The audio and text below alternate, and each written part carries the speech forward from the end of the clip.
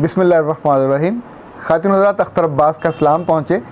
ज़िंदगी में जब जब भी हम बड़े लोगों से मिलते हैं या उनके घर जाते हैं या ऑफिस जाते हैं, तो हमें उनसे पहले उनके जो पब्लिक रिलेशनिंग ऑफिसर्स होते हैं या उनके बिहाफ पे हमारा इस्तकबाल करने वाले, उनसे वास्ता पड़ता है। मुझे मेरा ख्याल को 7-8 गवर्नर्स के साथ उनके यहाँ जाने का मौका मिला। इवन इंडिया में 2 गवर्नर्स और जो पंजाब, मशरक़ी पंजाब के वज़ीर आला थे कैप्टन अमरिंदर, उनके यहाँ उनकी जो वाइस वज़ीर आला थी। मलेशिया में जो पिनांग सूबा है उसके गवर्नर से मिलने का मौका मिला। और सबसे ज़्यादा तो खैर अगर मैं कहूँ तो तुर्की के सदर तैयब अर्दगान से मिलने का मौका मिला।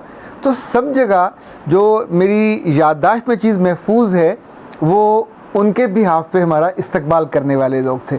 इसका मतलब ये हुआ कि अगर बड़े लोगों के साथ जुड़े हुए लोग जिन्होंने उनके बिहाफ पे इस्तकबाल करना है वो काइंड ना हो, वो मोहब्बत करने वाले ना हो, वो रिस्पेक्ट देने वाले ना हो, तो आपको वहाँ की कोई याद अच्छी नहीं लगती। अजीब बात है, दुनिया में सबसे बड़ा जो है वो तो रब है, हमारा आपका प्यारा रब। इसके साथ जो जो लोग जुड़ते हैं और ख़ास तौर पे मसाजिद में या इसके नाम पे जो लोगों को तालीम करते हैं, जितना काइंड और जितना महबूब सिफ्त उनको होना चाहिए वो नहीं होते। और इन दिनों तो ख़ास तौर पे अब रमज़ान है, मसाजिद में मर्द भी तरावी पढ़ने जाते हैं, औरतें भी तरावी पढ़ने जाती हैं।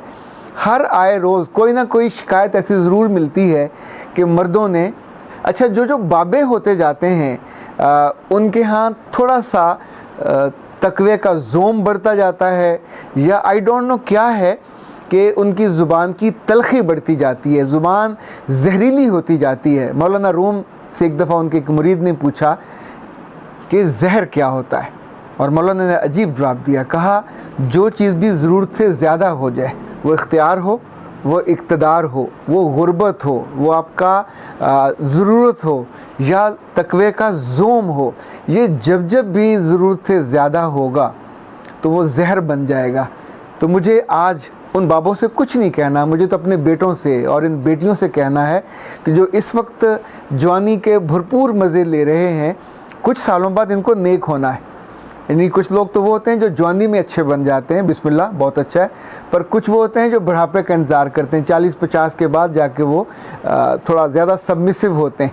मुझे उनसे कहना है कि प्लीज़ इन जहरीले बाबों की तरह मत बन जाइए कि जो अल्लाह के घर में बेसिकली उन्हें पब्लिक रिलेशनिंग ऑफिसर होना चाहिए, पर वो अल्लाह जाने पुलिस में रहते होते हैं या पुलिस वालों के साथ रहते होते हैं, उन्हें हर बंदा ही बुरा लगता है। किसी के सर पे टोपी नहीं है तो सर से टोपी ज़ोर से दबाएंगे, किसी के अगर पांचे ऊंचे हैं तो उसके पांचे वो उसको और ऊंचा करने की कोशिश करेंगे, किसी के अगर इवन कफ यहाँ है उसको खींचने की कोशिश करेंगे।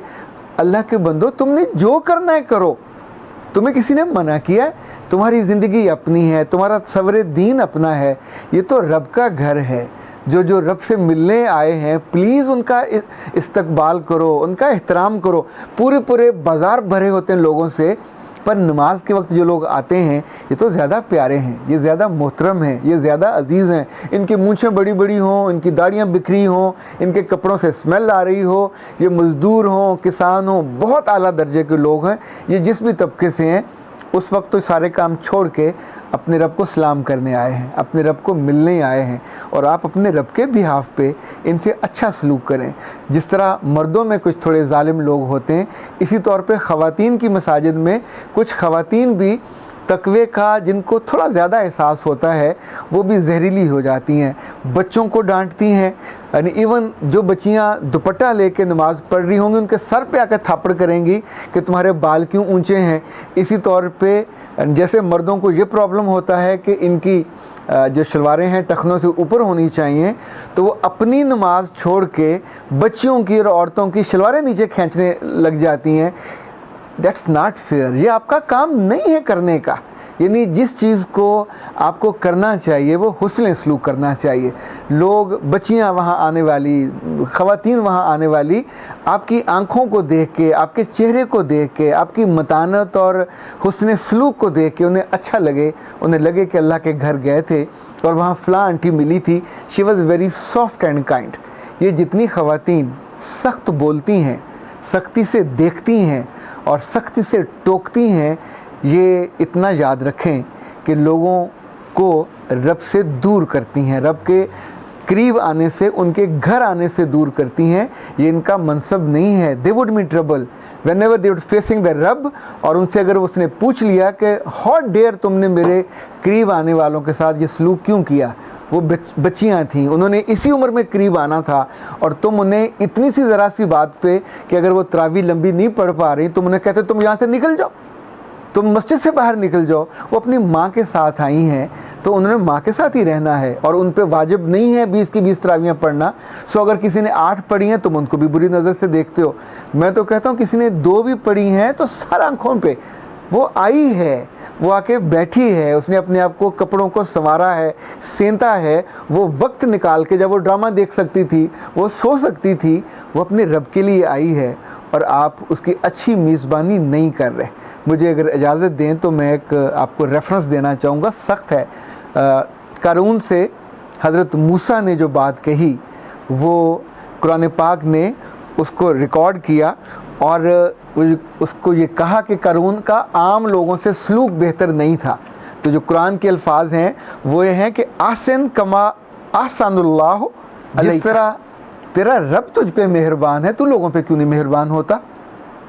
یہ حضرت موسیٰ نے اس کو کہا، اور اس نے آگے سے جو جواب دیا دیٹ واز ناٹ فیئر، وہ آپ قرآن پاک سے دیکھ لیجئے گا۔ لیکن میں آپ سے یہ کہتا ہوں کہ رب آپ پہ مہربان ہوا، جوانی میں یا بڑھاپے میں آ کو اس نے آپ کو اپنے گھر کی طرف آنے کی لذت دی، خوشی دی، تو پلیز یہ جو بچیاں، یہ جو عورتیں، یہ جو آتی ہیں اور فرسٹ ٹائم آ رہی ہوتی ہیں یا سیکنڈ ٹائم آ رہی ہوتی ہیں، تو ان کے لیے تو آپ کو ایک ایگزامپل بننا چاہیے۔ جس رسول سے آپ محبت کرتی ہیں، جس کی محبت کے لیے رب نے شرط لگائی ہے کہ جو مجھ سے محبت کرتا ہے وہ محبت سے محبت کرے اور ان کی پیروی کرے، وہ تو یہ کہتے تھے کہ میں جب نماز پڑھتا ہوں اور مجھے پیچھے کسی بچے کے رونے کی آواز آتی ہے تو میرا جی چاہتا ہے کہ میں اس کو اور چھوٹا کر دوں تاکہ ماں اپنے بچے کو اٹینڈ کر سکے۔ اور آپ ماؤں کے ساتھ بچوں پہ، آنے والے بچوں پہ اتنا سختی سے ایون ان کو دھکے دیتی ہیں، کبھی آگے کبھی پیچھے۔ مردوں میں بھی بعض ایسے بزرگ ہوتے ہیں جو بچوں کو لٹرلی ان کے بس میں ہو تو وہ ان کو مسجد سے باہر نکال دے۔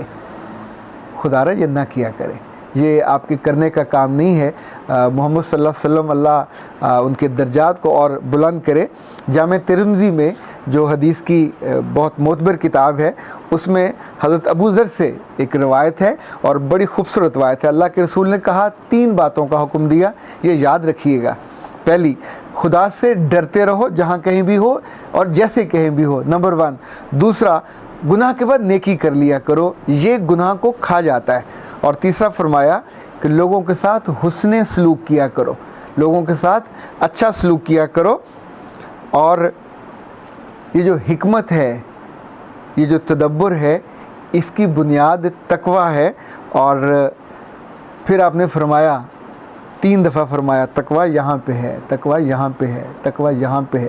تو جو میرے بزرگ اور جو میرے نوجوان جن کو تھوڑا تقوی کا زوم ہو جاتا ہے، بسم اللہ، مجھے کوئی اعتراض نہیں ہے، پر پیارو اگر زوم بھی ہوا ہے تو پلیز اپنی زبانوں کو تو زہریلا مت بناؤ، پلیز اپنے لفظوں کو تو کانٹے مت بناؤ، پلیز اپنی آنکھوں سے جس طور پہ آپ لوگوں کو دیکھتے ہو تھوڑا کمتر نگاہ سے اس کو تو بہتر بناؤ۔